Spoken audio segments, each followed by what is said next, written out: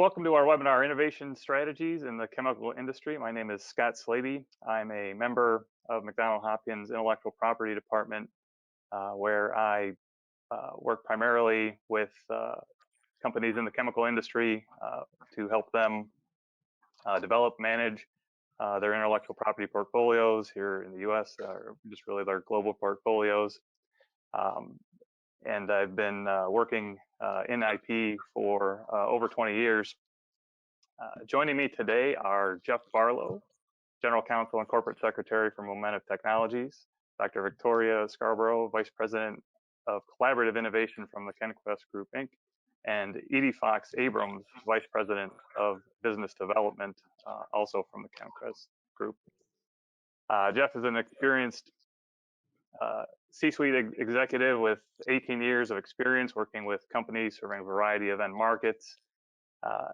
He, prior to joining Momentive, he had a business, Nimble Consulting, where he worked with companies to develop business strategies and help them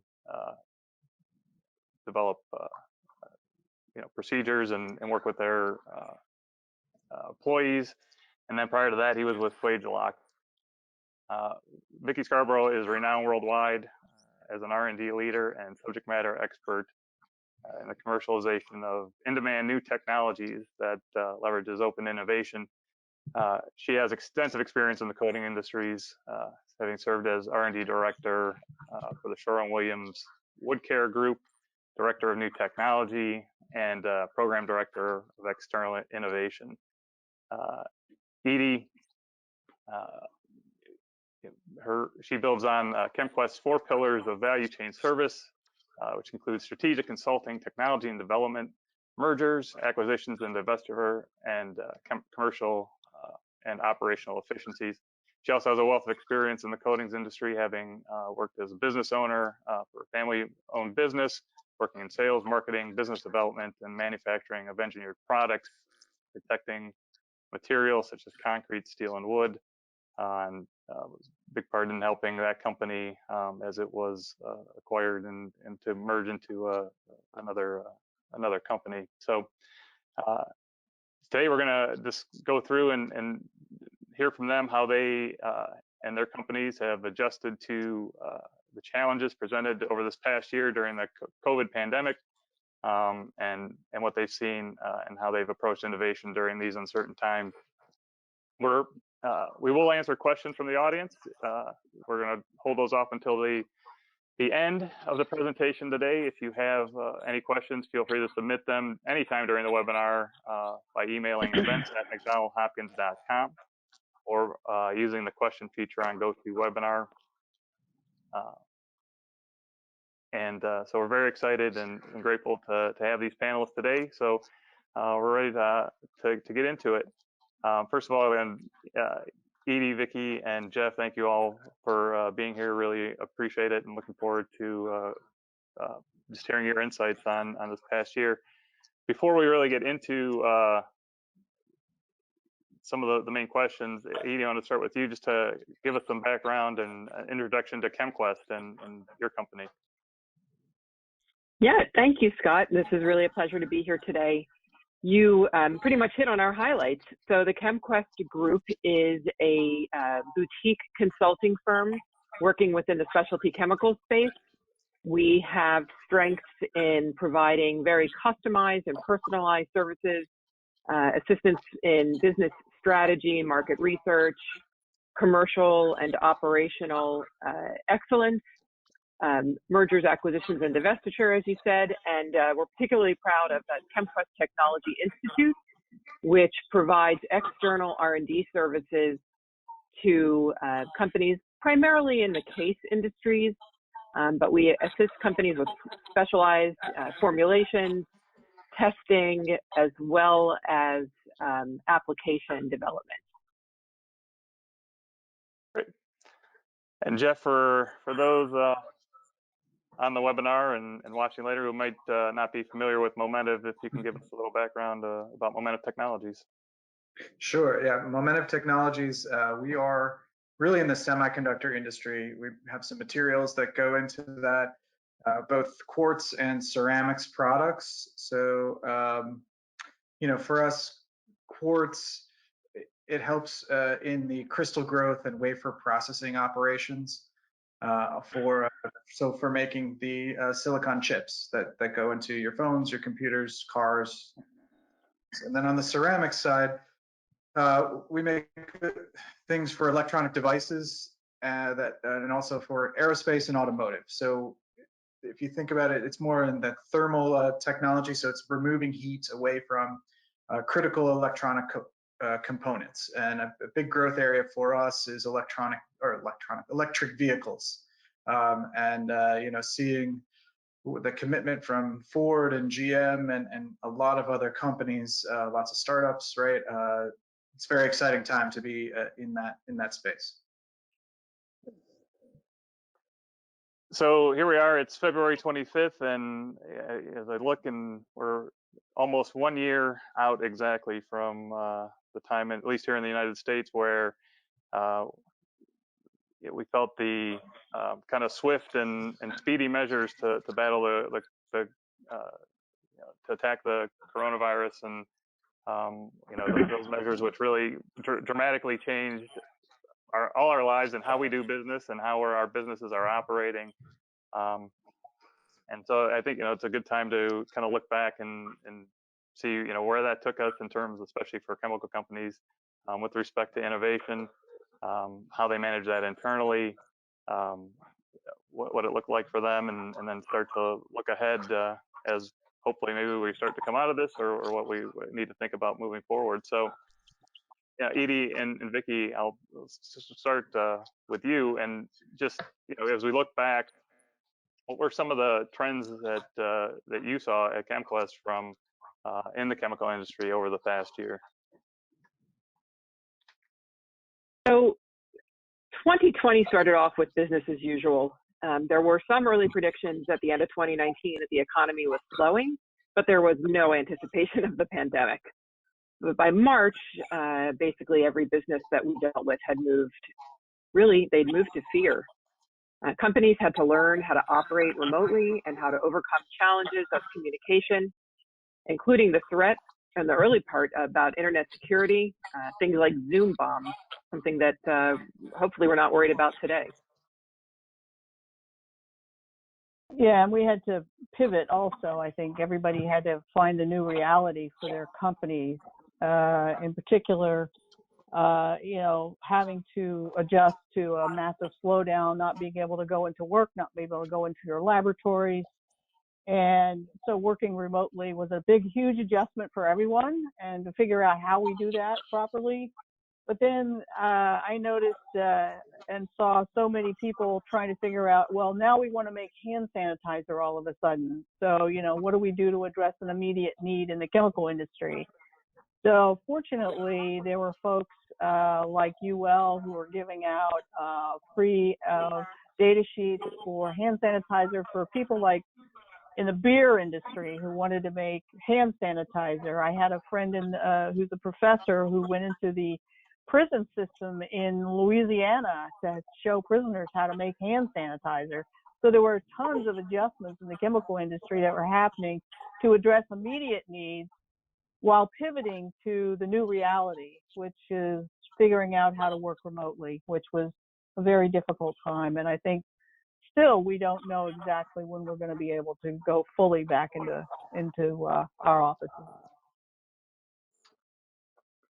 Businesses really had to begin to accept that this was not going to end anytime soon, and that their sales routines were going to be challenged, that the opportunity for spontaneous interactions, whether it's in or out of your company, is not going to be happening anytime soon. Manufacturing disruptions due to shortages of raw materials, logistics disruptions, and then the overall, dealing with the fact that many companies still depended on foreign suppliers. That really led to a renewed interest in reshoring of certain manufacturing processes. So really lots of change being thought about and having to be dealt with during this time. Yeah, even delivery of products, how do I deliver my product to the consumer now, because I can't touch them? I can't go to their store. They can't come to my store. So how do I deliver it? Right, and in terms of the kind of those last few topics of that, like hearing supply chain issues, right? We have what were some of the ways that for companies to kind of address those issues and try to meet those needs.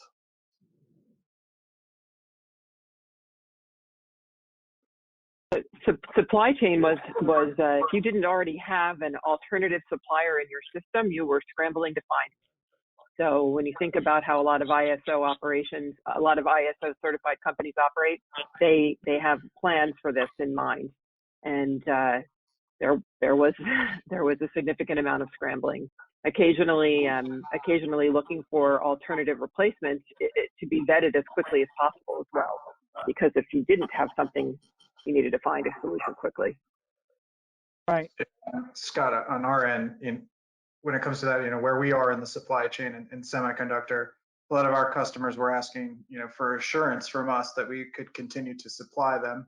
And similarly, we were asking the same of our suppliers. And, Sure. a lot of effort went into being considered either an essential business or having essential workers, at least here in the US. But for our facilities in Germany and China and Japan, each had their own regimes that they were dealing with, and our China facility was closed down in February for 2 weeks. Now, we were one of the first to open in that area, but it changed a lot of practice and procedures company-wide. As you hear too, talking about Edie, he's talked about the interest in reshoring manufacturing processes. That again might be one way to help stem the tide of some of those supply chain issues, and again logistically reduce expenses where we can.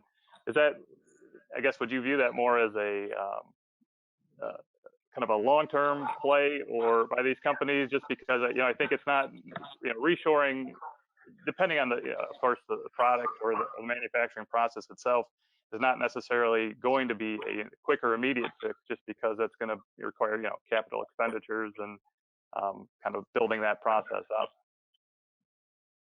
It is not a short-term solution. It's not something that's easy to pivot on, to move to reshoring. But it's in the thought process, and it's become an increasingly important strategy to think about that plan for the future.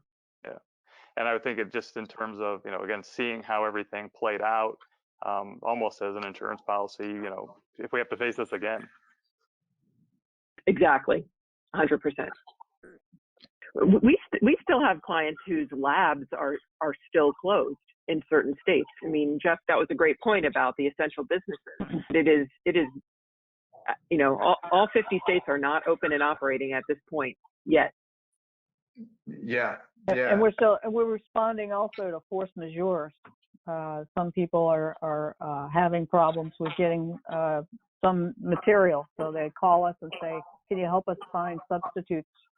Because these people are in force majeure, they don't have it.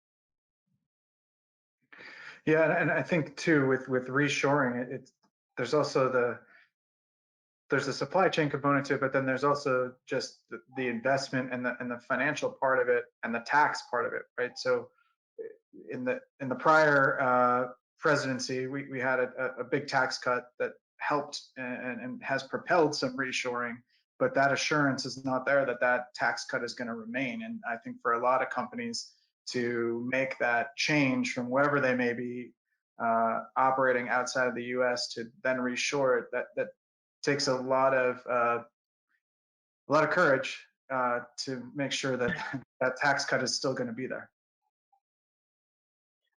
I just saw a statistic this morning that industrial manufacturing capital spending projects, they were hit very hard originally in March and April, but for the past 8 months, they've been on a pretty steady, even plateau, and especially in areas of new facility construction, expansion, major equipment upgrades, and modernization. So there is definitely some work going on, but what we've seen as well is that instead of putting aside reshoring, instead of looking at innovation as something you can accomplish internally, there's other ways to innovate, and in some cases that turns into M&A strategy. And I think that's a kind of a good way to think about, yes, as we start to look at innovation.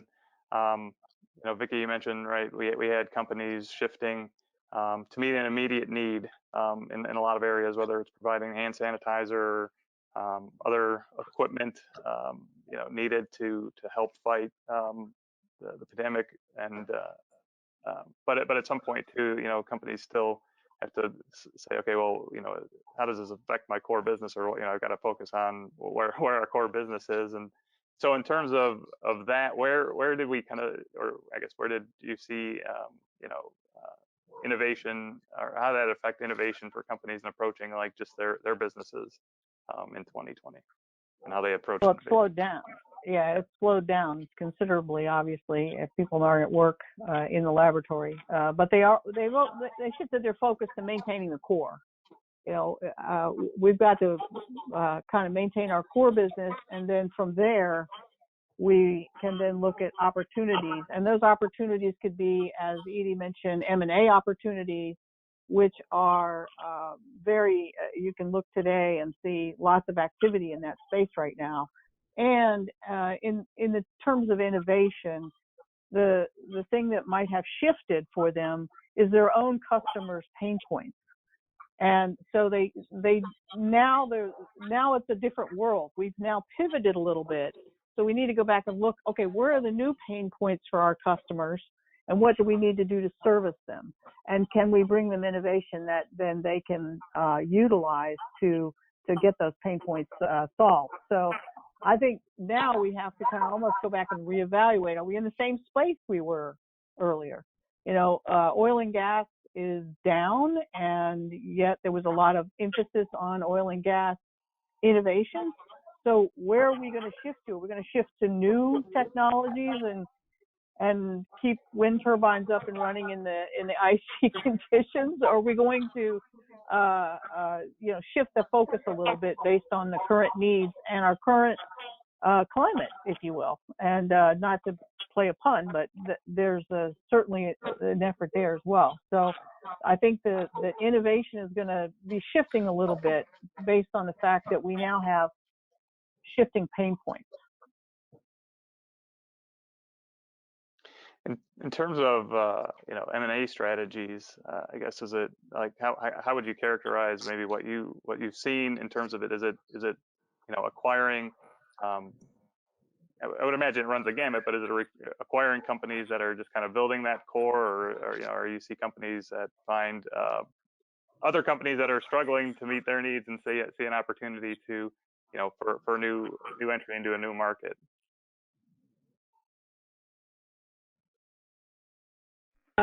We're seeing both. I mean, we're seeing thoughts about just general consolidation. As the bigger companies are looking to buy some of the smaller niche players and bring them into an overall expanded market space. We're also seeing a lot of interest in private equity investments. There's lots of money out there. And it's almost like if you can't get into your lab to do your strategy, then you've got to come up with some other way, to grow your business. And so the whole idea of M&A, whether it's from the big guys or whether it's from private equity, it's very, very fertile ground right now. The same token, we are seeing other companies that are realizing that the challenge of operating over long geographic distances where you can't actually visit or be with that business or be with those salespeople or the labs is challenging. And so in some cases, we're seeing some divestiture in those situations. Right.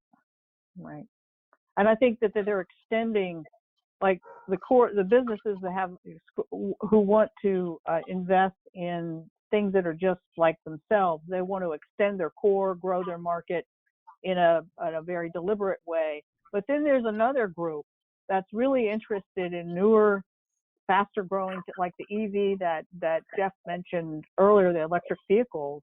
People are really interested in that technology and finding out, well, how can we get in there?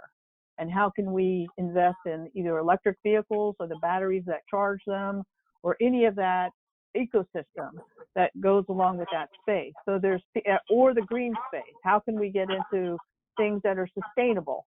And whether that's in the packaging arena or the energy arena, people are very interested in that as well. So there's two ways to go here. There's the sort of the routine, grow my, extend my reach with what I already have, or there's the folks, especially in private equity, who seem to want to be interested in the new, latest, interesting green technologies.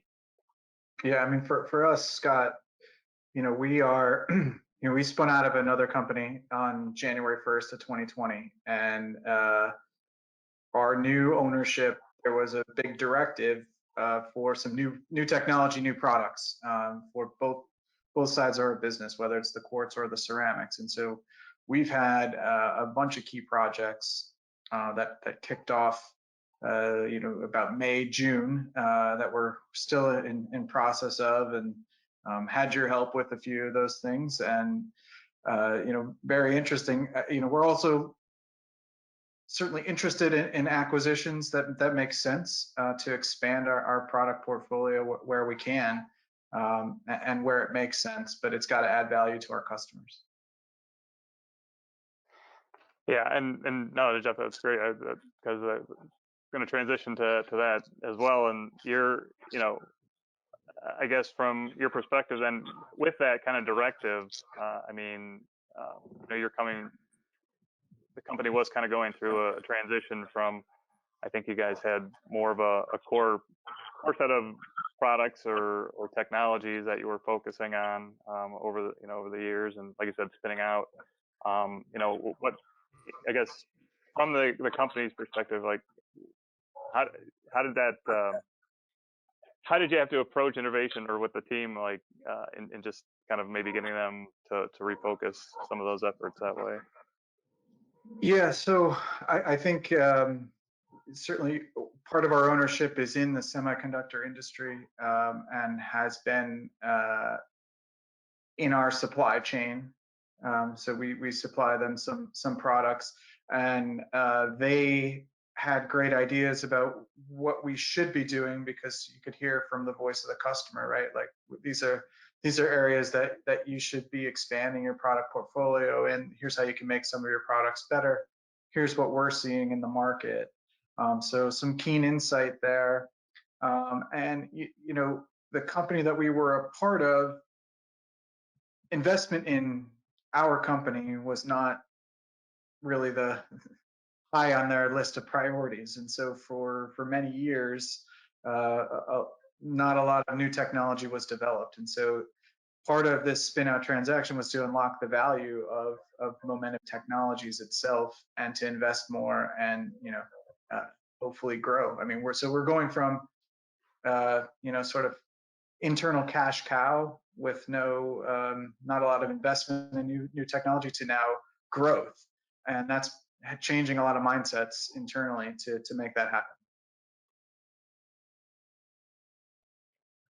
Yeah, I think as we said, well, you and I talked before, and it's like, right, to grow, right, we need to have new products. We need to have new things out there. Kind of to shift gears a little bit from kind of the output, the end products that we're providing to clients or customers.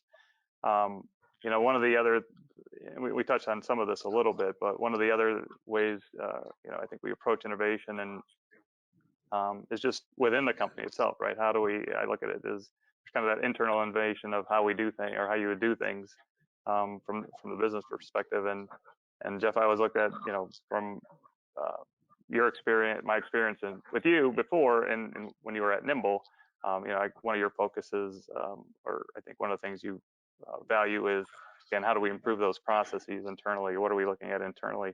What did that look like, especially for you coming into the new company over the past year, and again, and having to, I think coming in probably in November when you first started to January when you guys split out, thinking, okay, this is how the approach we're going to take to, again, then dealing with the new realities of COVID? Yeah, so lots of challenges in the first year.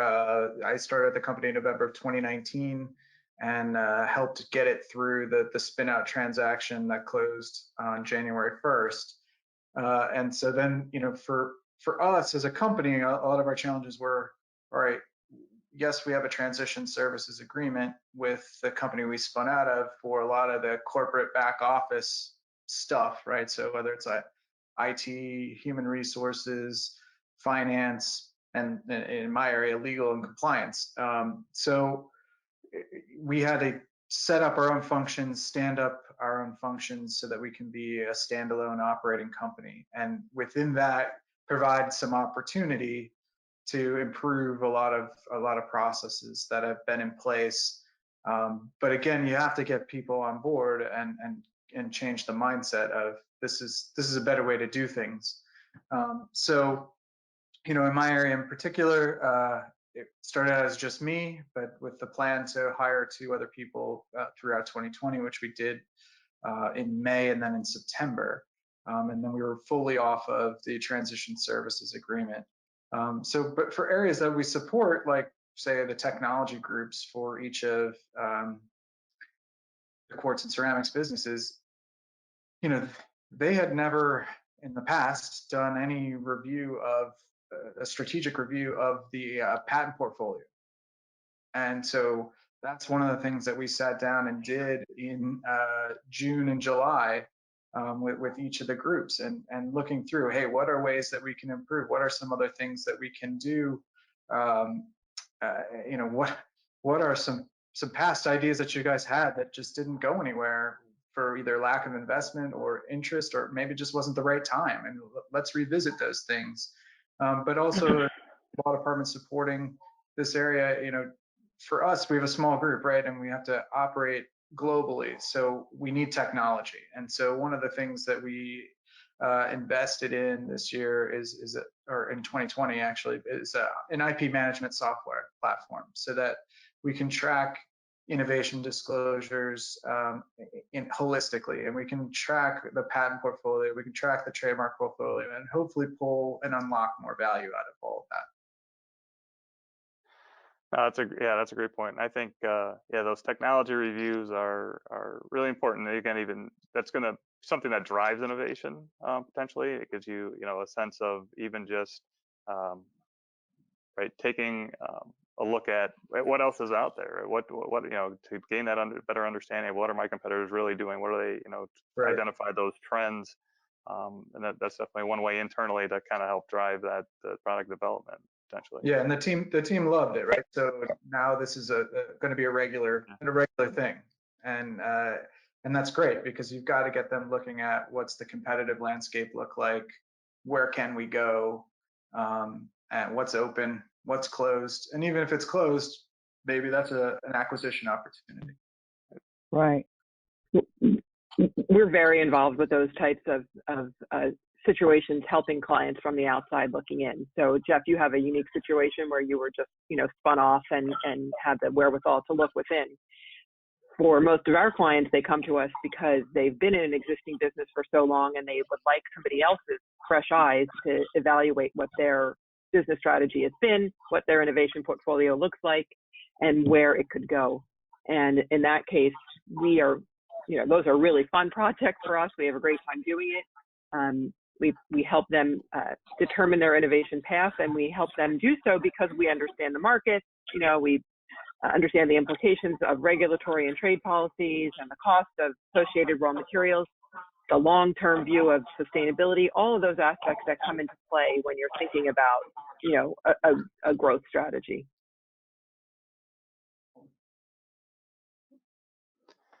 And another kind of thinking about how we do things or how businesses are doing things internally is just finding ways better ways to again interact with your clients and your customers. I think obviously now with all the regulations and and policies in place, it's difficult. You can't just go see customers to help them troubleshoot problems or issues they might have, or even dealing with on that front end of just sales, or that interface there. Edie, as far as what are ways companies can look to kind of improve those dealings, and I think whether it's digitalization of and kind of just revamping your I was going to say supply chain, but your kind of your customer interfaces.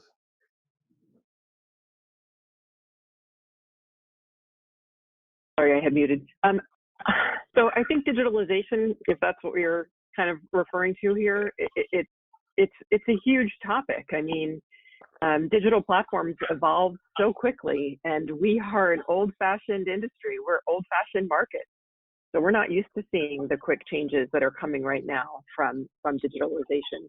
I think that if you're a chemical supplier and you don't understand or control your online presence, you have to know that somebody else is going to take that over. So you need to understand all the ways that your customer and your customer's customer are using digital technologies, and understand the reach that digitalization brings, right? So it's used for inspiration, for research, for price comparison, for availability, and ultimately to purchase materials. And a digital platform, an online presence, is more than just sales.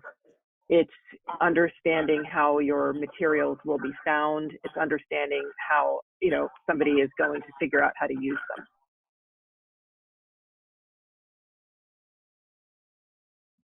Jeff, I don't know if you guys kind of faced or been down that route, exploring, again, how your customers are interfacing or dealing with your customers.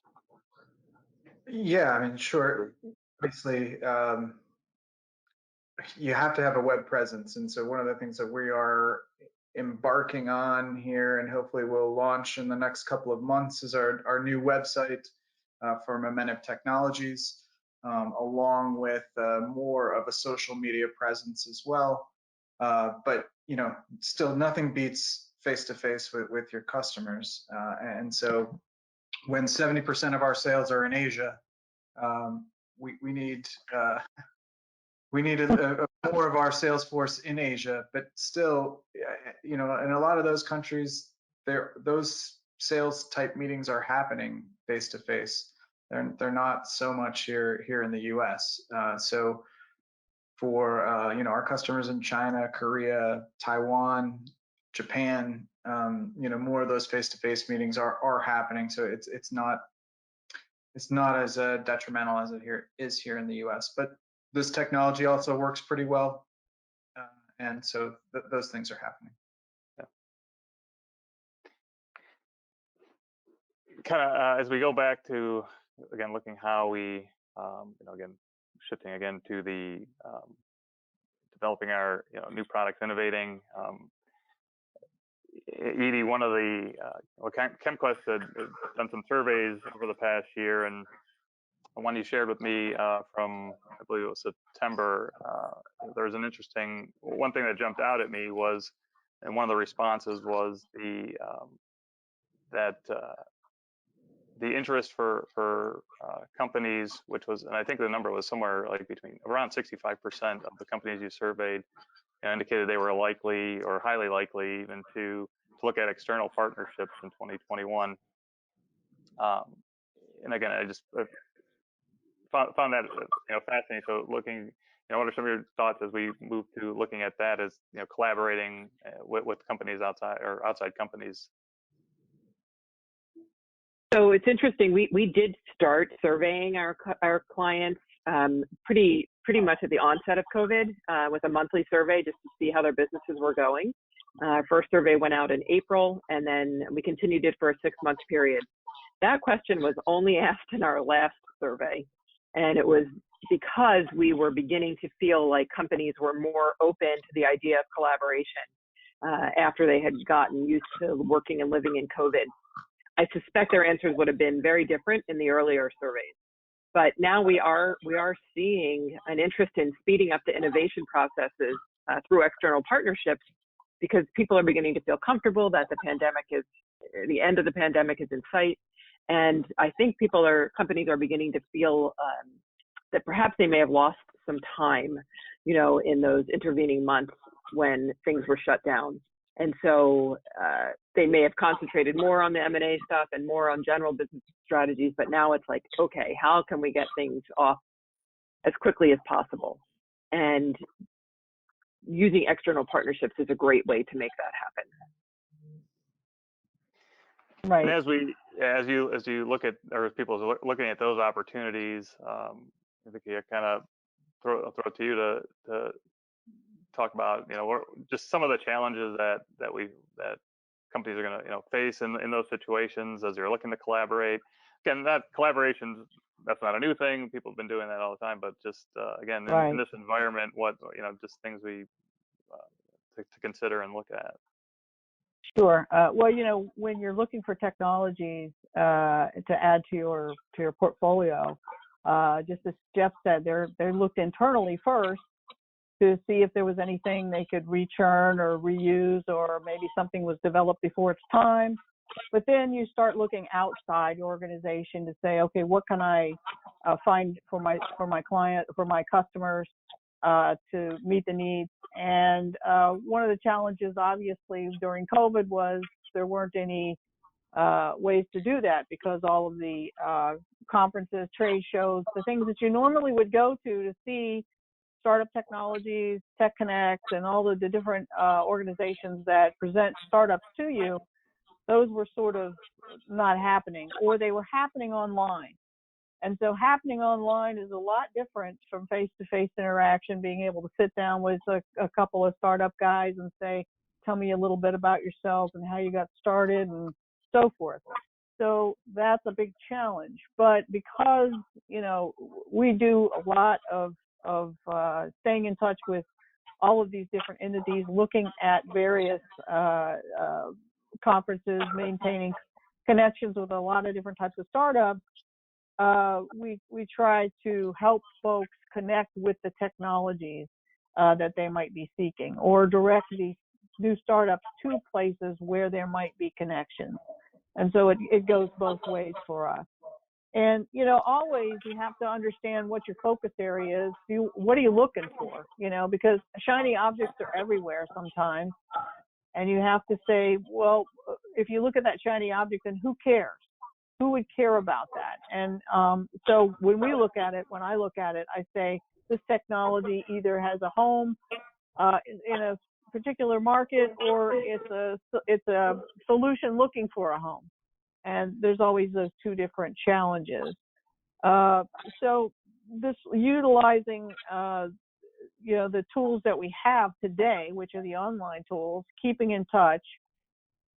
One of the big elements that happens when working with small companies and big companies is this David Goliath syndrome, where you have a big company who's looking to maybe take over a technology or get invested in a technology, and a small company whose blood, sweat, and tears have gone into it. There's 2 or 3 people.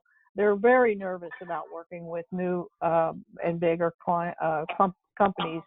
So they need hand-holding. There's a little bit of a finesse that goes into bringing the two together, the two partners together, and assuring that sometimes that there's not that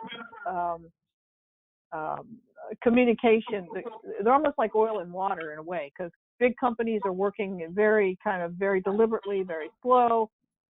Smaller companies are working very fast and very nimble.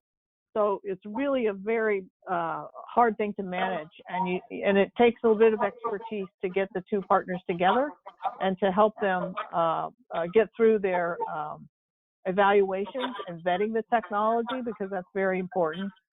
But I always say that to both sides is one of the most important aspects, and it's good that we're here with McDonald Hopkins, is that intellectual property is the key. If you have good intellectual property that is of interest and is useful, then you should be able to find ways to work together and find a way to leverage that intellectual property to your advantage, whether you're a big company or the little company. And coming together should work as long as you have good intellectual property that's meaningful and useful in the field. Yeah, you get an argument for me that intellectual property is the key. So, Vicky, I just want to add, and to Edie also what you had said about speed. And I think, speed right now is a real driver, and collaboration really helps move that faster, because it is really hard to just innovate internally by yourself. And so for some of the projects that we are working on, we are collaborating with various other parties to help us along, help us move faster, and get our new products to market faster. I do think too, when there are downturns, and certainly there was a downturn early on in COVID, you tend to see more joint ventures, because it ends up being less of an investment for each of the companies. And so those drivers are there. And then what I've seen in the past about particular joint ventures is, while everybody says they have the same interests when they're entering into it and on the same page, oftentimes later on down the road, that's not the case. So I think that's a big challenge, Scott. Yeah, it's very hard to predict where these relationships will end. What the end commercial situation is going to look like. We see and or hear this frequently. I think, just to elaborate a tiny little bit about what Vicky was saying, is there's two different ways that ChemQuest gets involved in external partnerships. And so sometimes we are helping to bring two parties together, whether it's the startup and the big company who are looking for something, and that's really Vicky's realm, which she refers to as collaborative innovation. And then the other time is when ChemQuest itself provides that external technology. And when we have the internal resources that can help a company further a product development situation, the good news for us, or the good news for our client, is that we do not ever own any IP. So everything that we're doing belongs to our customers, to our clients.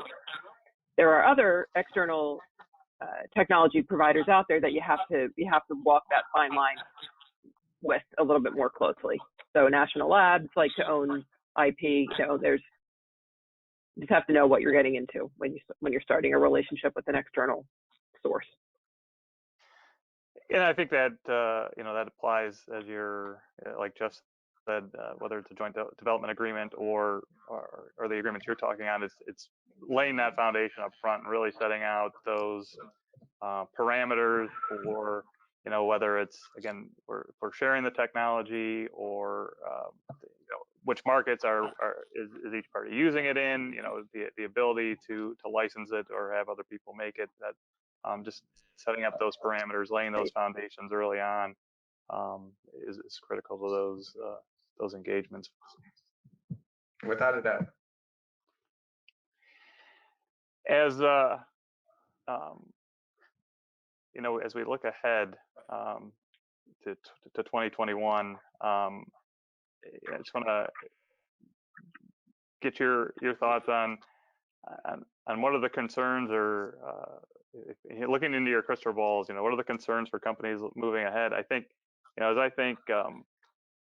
well, I'm going to, referring back to your survey, Edie and Vicky, one of the I think it was one of the comments that people made, just thinking ahead, is everything is on the table. If this past year has taught us everything or anything, it's that again, we have to be nimble, we have to be ready to adapt and move.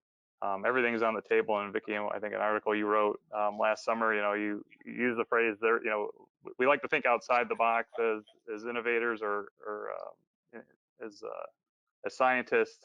We try to do that, but as you phrased it, there is no box anymore. And again, not that it's a free for all, but we really got to be ready to adapt and move. So looking ahead to in 2021, what are some considerations like you have at ChemQuest? And well, actually, Jeff, I'll start with you as we move ahead to 2021 for what are some of the considerations and things you guys are looking at or concerns you might have. Well, for us, the concerns are obviously we have our new product initiatives that we've got going on, and do we have the cash flow to support all of those all at once, or do we have to stagger those a little bit? We're off to a really good start this year, so seems like we might maybe not have to worry about those things, but cash drives all those decisions and the priorities of them. The other is for one of those key initiatives, are we going to meet the timeline that we have put forth to both our board and our shareholders and to some of the customers who want to sample some of these products? I think that's going to be a real challenge for us, but I think we can deliver on it. So let's those are our key ones. The other is that we still have some functions that are standing up themselves, and we still don't know exactly what it is that it costs to run this business because we still have a transition services agreement going. So once we finalize that, and that'll be by the end of the second quarter here in 2021, then I think we really know what we have, and in order to operate this business. So those are our key challenges in 2021. Edie?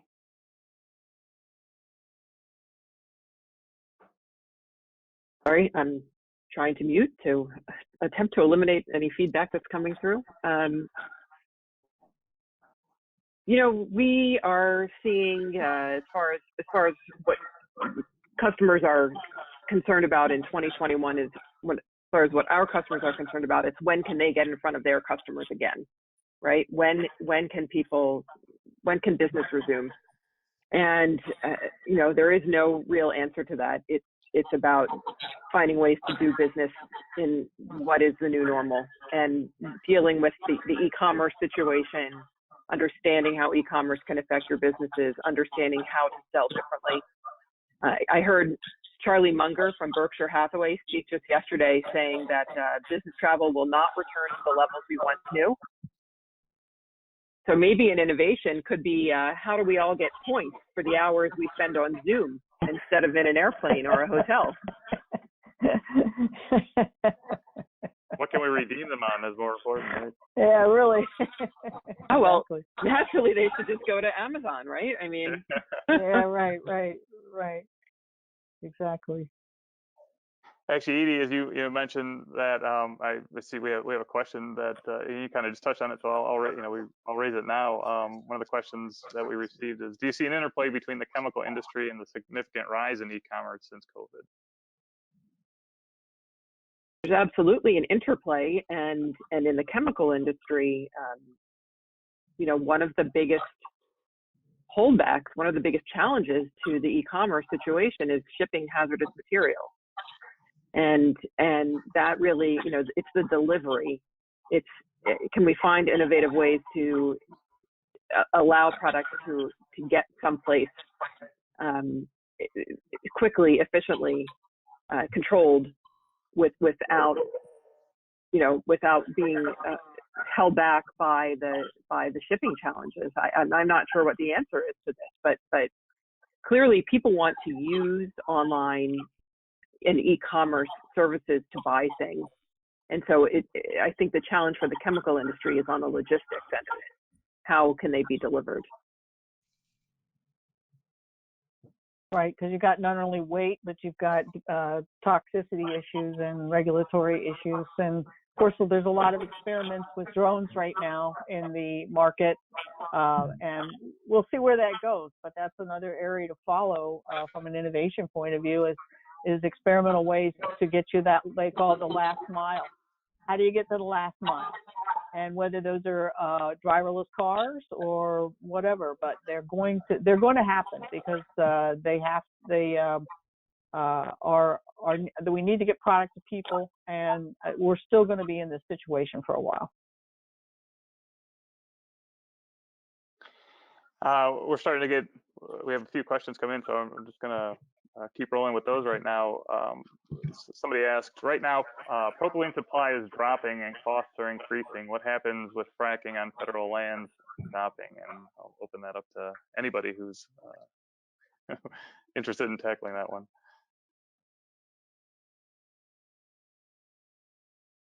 Any thoughts? I think I've got a few thoughts. Yeah, I understand that and this is what's going to drive innovation, is things that you used to have, you can't have anymore. There used to be a lot of different types of preservatives in the market, but those preservatives were regulated out of use. And so there will be other things that may be regulated out of use for one reason or another. And so that drives innovation to use other materials. And other materials, in this case, are probably going to be in the realm of biomass. How is biomass going to drive the development of new materials that replace fossil fuels, for example? So basically, carbohydrates replacing hydrocarbons. And I think that drive has already started. I see it from the National Science Foundation grant proposals that come in. And so I think that that will continue. So while it doesn't solve anybody's immediate problem, in the long term, that's where we're going.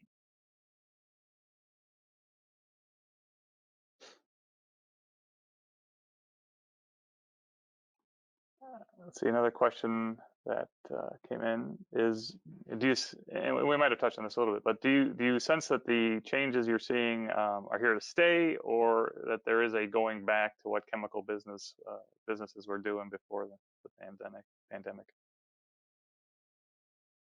Here to stay, and they're going to continue to evolve. Yeah, agreed.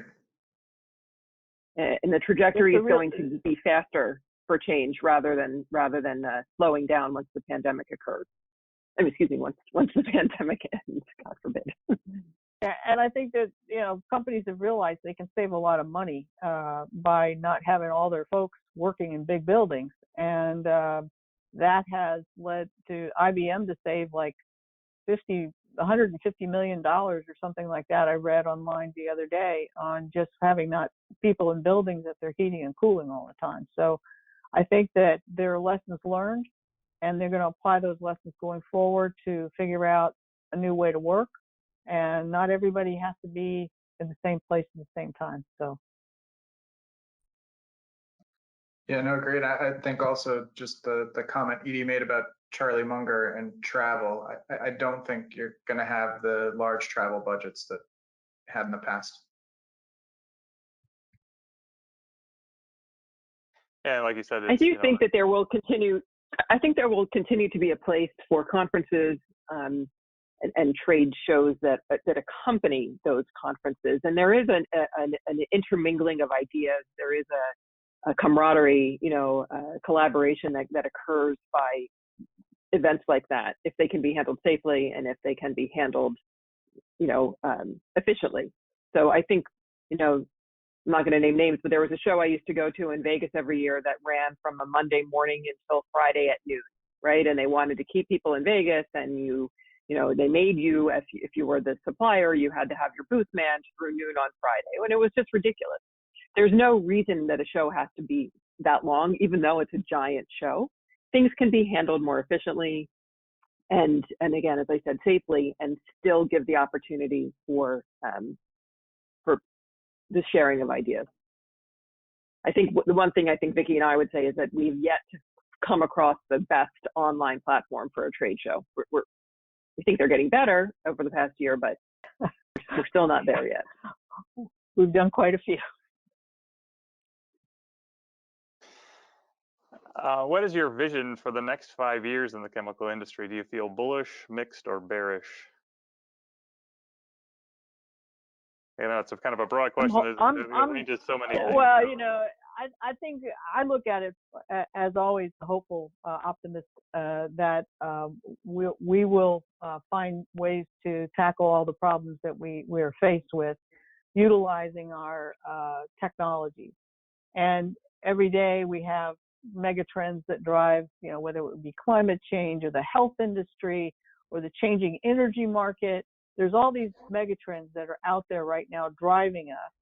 And when you look at, and digitalization. So when you look at all those megatrends and you put them together, I mean, it just is a never-ending technology evolution. And so we are in a different spot than where we were when we were making iron engines, if you will. We are in a different spot, and it's a new day. And just as Jeff was saying about technology with electric vehicles and all of the exciting new technologies that these car companies have decided, they've already planted their flag and they're ready to go. So this is going to be an exciting time, and things are changing ever rapidly, more rapidly than they ever have done before, as Dee was saying. Sure. So I see this as an exciting time for the chemical industry. It's just a different one. It's not the same old, same old. It's not the mature, lumbering along kind of thing. You have to be able to adapt, improvise, adapt, and overcome, as they say. And so in this new market, in this new world, in this post-COVID environment, we have to be really nimble, much more nimble than we have been in the past. And I think that we're going to see changes coming. We're going to see generational shifts, and that always brings a lot of interest and excitement. I was talking to a client the other day who, you know, in light of COVID, had gone through a number of people taking an early retirement. They said they were losing 300 years of knowledge through that retirement scenario. And so, you know, there's ways to capitalize on retirees' knowledge, which is kind of the model we use at ChemQuest. Most of our team members have retired. They all came to ChemQuest. They've retired from leadership roles in industry or business executives like myself who, you know, got bored in an early retirement. And so there's a lot of knowledge that's accessible through consultants that used to be tied up in individual organizations. So that's one interesting way to get to new information. It allows companies to kind of cross-pollinate, and we think, Vicki and I think that that's really an exciting area, and that's going to help expedite all these changes that we're seeing, and then bring into the younger people and all of their computer skills and artificial intelligence and all of that stuff, and that's where we really do become bullish on the future. Yeah, I think we see that with some clients too, where some of those people are leaving, and that historical knowledge of just, you know, from the company and the technology itself. It's being able to capture that and making sure that you have access and can understand that going forward is important. I'm going to throw one more out there as we're almost it's almost 3 o'clock. Jeff, I'm going to throw this one to you. So somebody asked, there have been a lot of shortages in chemicals and chemical supplies, including the semiconductor industry. Some of that's due to the fact that so much is made overseas. Do you see more innovation in manufacturing of chemicals and semiconductors domestically in the next few years? So yes, you know, all of our new product initiatives are all going to be here, made domestically in the U.S. rather than at any of our global facilities. That doesn't mean that we won't make those same things at our global facilities maybe later.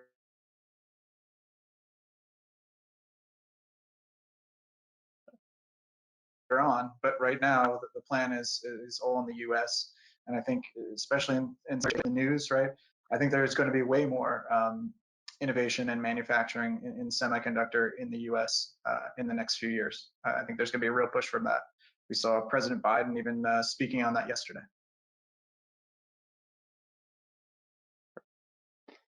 Well, Edie, Vicki, Jeff, I want to thank you all very much for your time and sharing your wisdom and knowledge on innovations in the chemical industry. I mean, I myself just learned a lot today, so hopefully I'm sure everybody else out there did as well. Again, really appreciate your time and insights. You know, we will you know, continue to report on developments and concerning IP innovations going forward. If anybody, there were a couple of questions that were out there that if they didn't get answered, or if you have any other questions for us, feel free to send them to us, and you know, we'll work with the panelists to maybe provide some answers and insights for you. So Again, thank you everybody for joining us. Thank you, Scott, for having us.